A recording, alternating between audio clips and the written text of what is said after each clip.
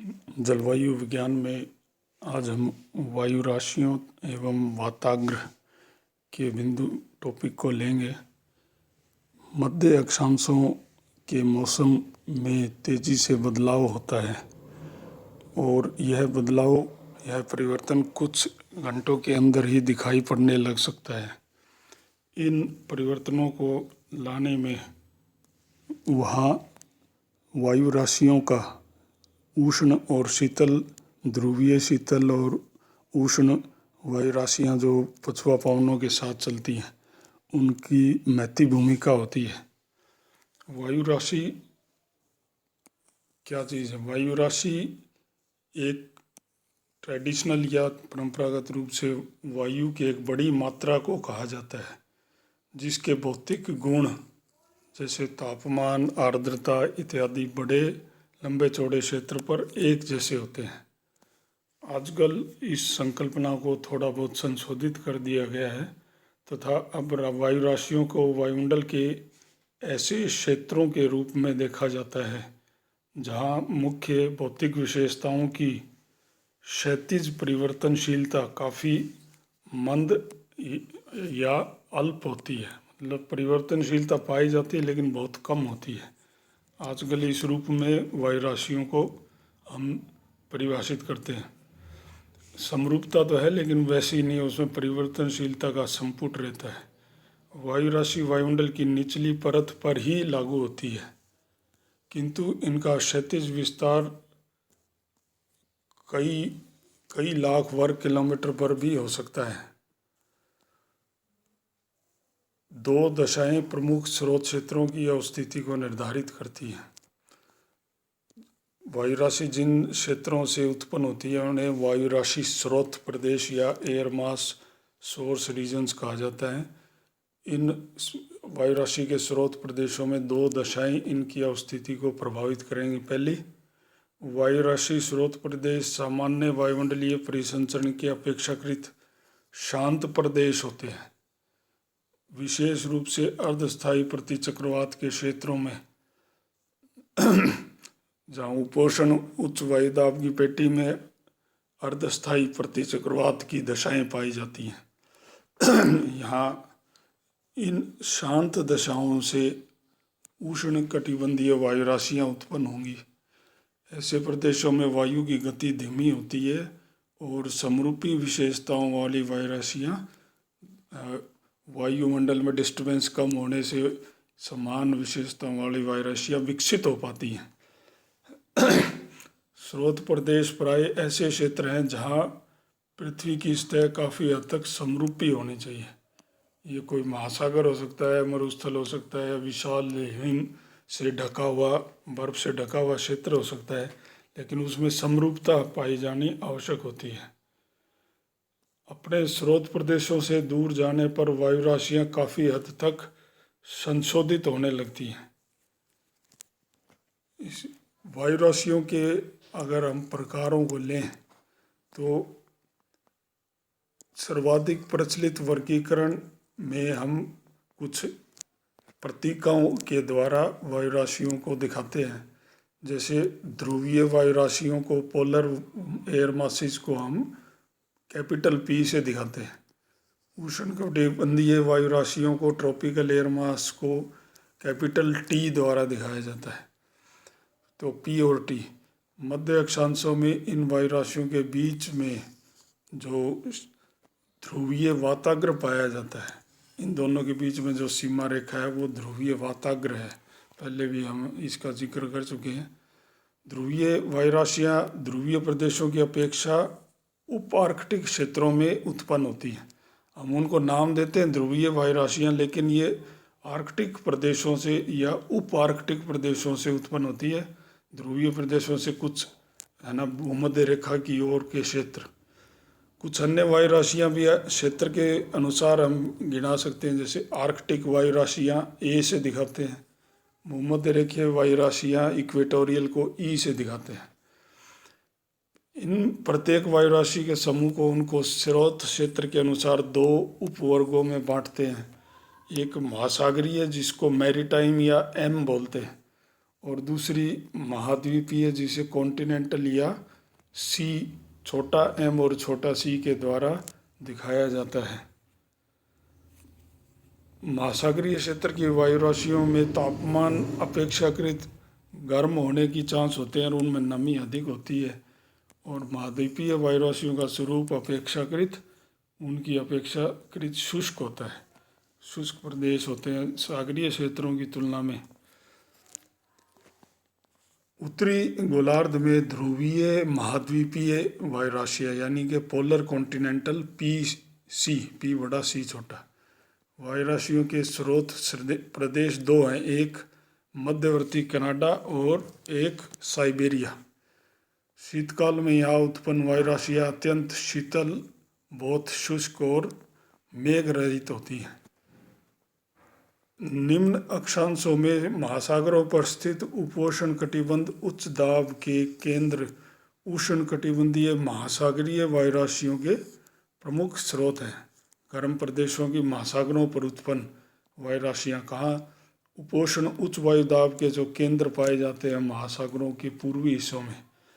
ये वायु राशियाँ हल्की नमी से भरी हुई और अस्थिर होती हैं। गर्म होती है ना, हल्की गर्म होती हैं और नमी से भरी होती हैं, तो वो ऊपर उठने की प्रवृत्ति दिखाती है, अस्थिरता होती है खासकर ग्रीष्म काल में। उष्ण कटिबंधीय महाद्वीपीय वायु राशियाँ गर्म मरुस्थलों में उत्पन्न होती हैं। वायु राशियों के संशोधन या मॉडिफिकेशन की संकल्पना है, वो क्या कहती है?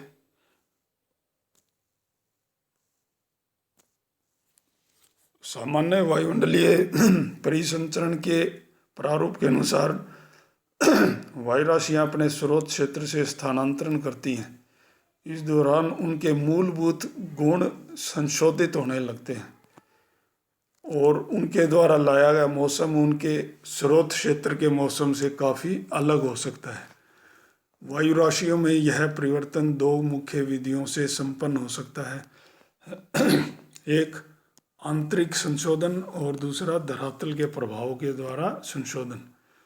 आंतरिक संशोधन इंटरनल मॉडिफिकेशन, उदाहरण के लिए अवतलन के माध्यम से, जिसके कारण महत्वपूर्ण एडियाबैटिक परिवर्तन होते हैं। जब वायु की राशि नीचे अवतलित होती है तो उसमें आयतन में कमी होने से तापमान में वृद्धि होती है। तो इस प्रकार के जो परिवर्तन है वो आंतरिक परिवर्तन, आंतरिक संशोधन के अंतर्गत आएंगे।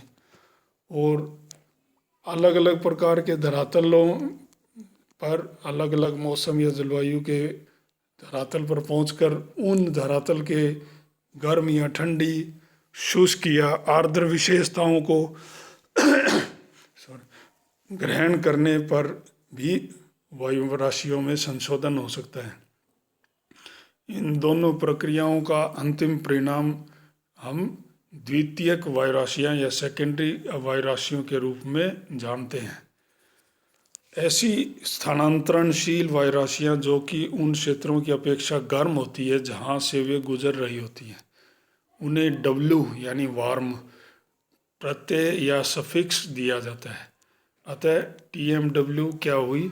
एक उष्णकटिबंधीय महासागरीय गर्म वायु राशि का उदाहरण है जो धीरे धीरे निचली परतों में अधिक से अधिक शीतलता और स्थिरता ग्रहण कर रही है।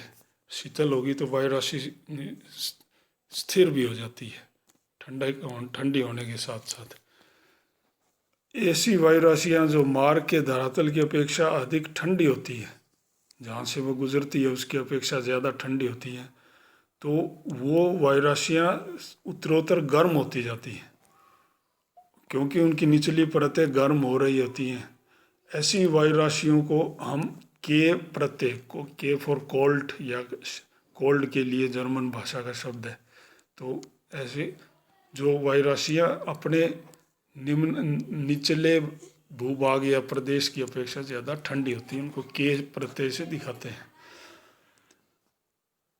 वायु राशि की संकल्पना मध्य अक्षांशीय क्षेत्र में मौसम की व्याख्या के लिए काफ़ी व्यवहारिक सिद्ध होती है, किंतु भूमध्यरेखीय प्रदेशों में इनका प्रयोग अपेक्षाकृत कठिन रहता है। वायुराशियों के संदर्भ में एक महत्वपूर्ण संकल्पना वाताग्र की है। वाताग्र वाताग्र क्या चीज़ है?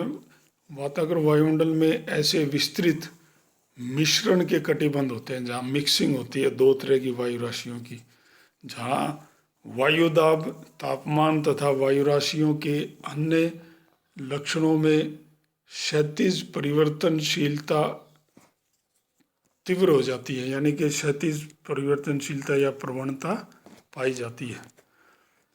मौसम मानचित्र पर परंपरागत रूप से वाताग्र को एक रेखा द्वारा दिखाया जाता है। इसका आंशिक कारण यह भी है कि मूल रूप से वाताग्र को एक अपेक्षाकृत सक्रिय कटिबंध के रूप में माना जाता रहा है, जो कि दो वायु राशियों को अलग करता है। एक संकरा कटिबंध माना है, हालांकि इतनी संकरा कटिबंध होता नहीं है। दो वायु राशियों के बीच में संक्रमण का एक प्रदेश होता है, संक्रमण का, उसे हम वाताग्र कहते हैं। जहाँ दो वायु राशियाँ आपस में मिलती हैं तो वाताग्र का निर्माण होता है। सभी वाताग्र वायु राशि के सरल अभिसरण के परिणाम नहीं होते। उनकी उत्पत्ति शक्तिशाली दाब प्रवणता के क्षेत्रों तक सीमित रहने की प्रवृत्ति दिखाती है। यह दाब प्रवणता तापीय अंतर से उत्पन्न होती है कि गर्म वायु राशियों के साथ निम्न दाब रहता है और शीत वायु राशियों के साथ उच्च वायु दाब रहता है।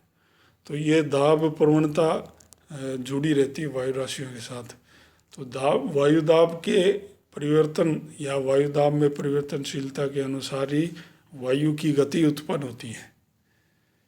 इसलिए वाताग्रों के विकास हेतु उपयुक्त अवस्थिति में महासागर तथा महाद्वीपों के किनारे तथा उच्च अक्षांशों के हिम आच्छादित किनारे शामिल हैं, क्योंकि यहाँ वायु दाब में अंतर स्पष्ट दिखाई पड़ता है। वाताग्र की संरचना को अगर देखें, स्ट्रक्चर ऑफ फ्रंट्स मानचित्र, वाताग्र को हमने देखा था भी एक रेखा के रूप में दिखलाया जाना इस तथ्य को छिपा देता है कि वाताग्री कटिबंध उल्लेखनीय लंबवत विस्तार वाले होते हैं, जो ठेठ क्षोभ सीमा तक पहुँचे हुए हो सकते हैं। 15-16 किलोमीटर की ऊंचाई तक पहुँचे हुए हो सकते हैं। वाताग्र दो वायु राशियों के बीच की जो सीमा रेखा है। क्रॉस सेक्शन में वाताग्र कटिबंध एक न्यून कोण पर ऊपर की ओर ढाल लिए हुए होता है। जहाँ दो वायु राशियाँ मिलती हैं उनके बीच की जो संक्रमण पेटी है वो एक ढाल युक्त होती है, जिसकी ढाल ऊपर की ओर होती है। अभी आगे आरेख में देखेंगे। और इन दो वायु राशियों में से जो ठंडी वायु राशि है वो उष्ण वायु राशि के नीचे प्रविष्ट किए होती है, एक वेज के रूप में, पैन्य सिरे के रूप में। आरेखों में हम वाताग्र की सतह की ढाल को बढ़ा चढ़ा कर दिखाते हैं। उसकी वास्तविक ढाल तो बहुत कम होती है, लेकिन हम ढाल को ज़्यादा बढ़ा चढ़ा कर ही दिखाते हैं, क्योंकि वाताग्र की ढाल 1 डिग्री से भी कम होती है। कोई वाताग्री कटिबंध क्षोभ मंडल में 8 से 9 किलोमीटर ऊंचाई तक विस्तृत होता है तो धरातल पर इसका क्षैतिज विस्तार 1000 किलोमीटर तक हो सकता है। इसलिए जो धरातल पर खड़ा प्रेक्षक है वो निकट आते हुए वाताग्र के लक्षणों को धरातलीय वाताग्र के पहुंचने से कई घंटे पहले ही देख पाता है, क्योंकि ढाल युक्त वाताग्र है तो उस वाताग्र का जो अगला हिस्सा है धरातल से जुड़ा हुआ वो पहले आ जाएगा। और वाताग्र की जो ढालनुमा क्षेत्र के ऊपर वायु राशियाँ हैं गर्म और ठंडी, वो दूर से ही पहले से ही दिखाई पड़ने लगेंगी, उनका प्रभाव दिखाई पड़ने लगेगा। वाताग्री कटिबंध में तापमान में परिवर्तन तो देखे जाते हैं, पवन की दिशा और गति भी बदल जाती है। ऊंचाई के साथ पवन का वेग भी बढ़ता जाता है और तापमान में अंतर बहुत अधिक होने पर जेट स्ट्रीम का निर्माण हो सकता है। तो वाताग्र के प्रकार देखें तो वाताग्र सामान्य वायुमंडलीय परिसंचरण के साथ गतिमान रहते हैं और मौसम में तीव्र तेजी से परिवर्तन लाते हैं। वाताग्र से जुड़ा मौसम 2 कारकों पर निर्भर करता है। पहला ये कि वातावरण किस प्रकार का है, गर्म या ठंडा। इन दो आधारों पर हम वातावरण के विभिन्न प्रकारों का वर्णन करते हैं। जब हमारे निकट से वातावरण इस प्रकार गुजरता है कि शीतल वायु का स्थान उष्ण वायु लेती है, तो उस समय उष्ण वातावरण होता है। पहले ठंडी वायु थी, उसका स्थान गर्म वायु लेती है। और स्थान अगर गर्म वायु का स्थान शीतल वायु वायु लेती है तो शीत वातावरण कहा जाएगा। दोनों प्रकार के वातावरण में गतिविधि का स्तर मुख्यतः उष्ण वायु राशि में वायु की लंबवत गति द्वारा निर्धारित होता है। उष्ण वायु हल्की होती है और ऊपर उठने की प्रवृत्ति रखती है, तो गति ज़्यादा उष्ण वायु राशि की होती है। उसी के संदर्भ में हम उष्ण वायु राशि के संदर्भ में ही हम वातावरणों को बांटते हैं, उनका अध्ययन करते हैं। अगर वायु अस्थिर है तो तेजी से ऊपर उठ रही है तो वातावरण प्राय अत्यंत सक्रिय होगा। ऐसे सक्रिय वातावरण वाले वातावरण को अन्य प्रकार का वातावरण या एना फ्रंट कहा जाता है, जिसमें सक्रियता अधिक होती है। दूसरी ओर कैटा प्रकार का वातावरण या कैटा फ्रंट बोलते हैं, वातावरण माने फ्रंट्स, उस पर उष्ण वायु के नीचे उतरने की प्रवृत्ति पाई जाती है, तो मौसम की क्रियाशीलता यहाँ पर कम होने लगती है। तो वातावरण के मौसम को हम अन्य प्रकार उष्ण वातावरण के मौसम और शीत वातावरण के मौसम के अनुसार उसको अध्ययन कर सकते हैं। उष्ण प्रकार का वातावरण अन्य प्रकार का जो वातावरण है उष्ण वातावरणों में वो सर्वाधिक पाया जाता है, अन्य जिसमें उष्ण वायु ज़्यादा सक्रिय रहती है। तो उष्ण वातावरणों पर अन्य टाइप का वातावरण ज़्यादा मिलता है। उष्ण वायु राशि में वायु के ऊपर उठने की दर विभिन्न ऊंचाइयों पर अलग अलग होती है। परिवर्तनशील सापेक्षिक आर्द्रता के साथ यह तथ्य एकल ठोस मेघ राशि की अपेक्षा बहुस्तरीय प्रभाव उत्पन्न करता है। संपूर्ण वातावरण 50 किलोमीटर प्रति घंटा की औसत गति से आगे बढ़ता है। बादलों का सामान्य क्रम इस प्रकार हो सकता है। अभी इसको आरेख में देखेंगे बादलों के क्रम को। और तो ये आपका उष्ण वातावरण है, उष्ण वातावरण और उसके मौसम। ये शीतल वायु राशि है और ये उष्ण वायु राशि है।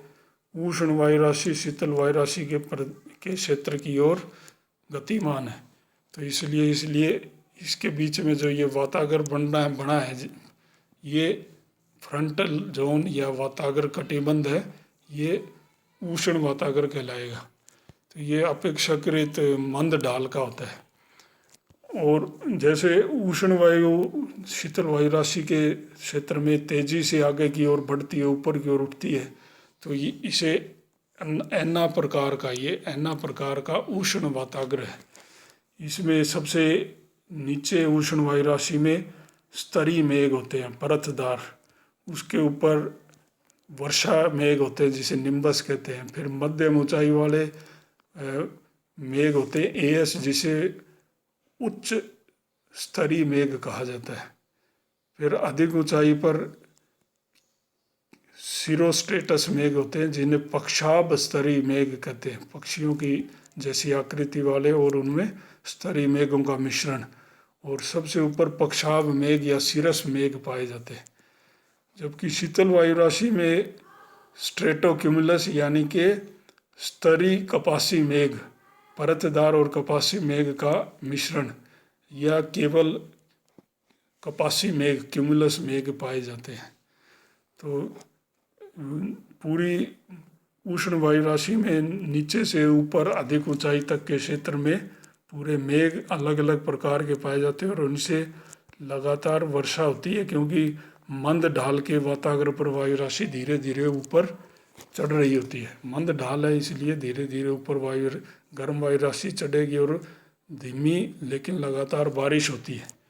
ये दूसरा नीचे वाला जो वाताग्र है ये, इसमें वायु राशि नीचे की ओर बैठ रही है, अवतलित होती है। उष्ण वायु राशि नीचे की ओर बैठती है। शीतल वायु राशि के ऊपर चढ़ तो रही है, लेकिन वो ऊपर से नीचे अवतलन होने का प्रारूप है। तो ये कैटा प्रकार का उष्ण वाताग्र है, कैटा प्रकार का। इसमें मेघों की जो ज़्यादा लंबवत विस्तार नहीं हो पाता है, क्योंकि वायु ऊपर से नीचे उतर रही होती है, तो ज़्यादा मोटाई के मेघ नहीं बन पाते और ज़्यादा बारिश भी इससे नहीं हो पाती है। हल्की बारिश होती है, बहुत हल्की। यहाँ शीत वातागर के प्रकार दिखाए हैं। शीत वातागर में शीतल वायु राशि ज़्यादा तेजी से आगे बढ़ती है। तो ये शीतल वायु राशि गर्म, ये शीतल वायु है, ये गर्म है। शीतल वायु राशि आगे सक्रिय होकर आगे बढ़ती है। तो शीतल वायु राशि का जो बीच में जो वातागर बनता है ये ज़्यादा तीव्र ढाल वाला होता है। उष्ण वातागर से शीत वातागर, कोल्ड फ्रंट्स ज़्यादा तीव्र ढाल के होते हैं। तो इसमें शीत वायु राशि सक्रिय होकर आगे बढ़ती है और गर्म वायु राशि को तेजी से ऊपर उठाती है। तो गर्म वायु राशि में वो तमाम प्रकार के मेघ जो अभी पीछे उष्ण वातावरण में हमने देखे थे वो ही इसमें पाए जाते हैं। और चूंकि शीतल वायु राशि तेजी से आगे बढ़ती है तो, और इसका ढाल भी तीव्र होता है वातावरण का, तो पवनें तेजी से, गर्म पवनों को तेजी से ऊपर उठाती है और भारी वर्षा यहाँ होती है। हैवी रेन शीत वातावरणों पर पाई जाती है।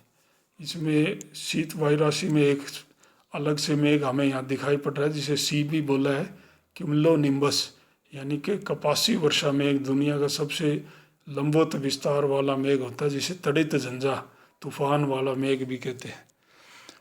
दूसरा ये अन्ना प्रकार का वातागर हुआ, शीत वातागर। और कैटा प्रकार का जो शीत वातागर है उसमें उष्ण वायु शीत वायु राशि से मिलकर नीचे की ओर बैठने की प्रवृत्ति दिखाती है। इसलिए इसमें भी शीत वातागर, जो कैटा प्रकार का शीत वातागर है, उसमें मेघों का ज़्यादा लंबवत विस्तार नहीं हो पाता है, ज़्यादा बारिश नहीं होती है, हल्की वर्षा इसमें पाई जाती है।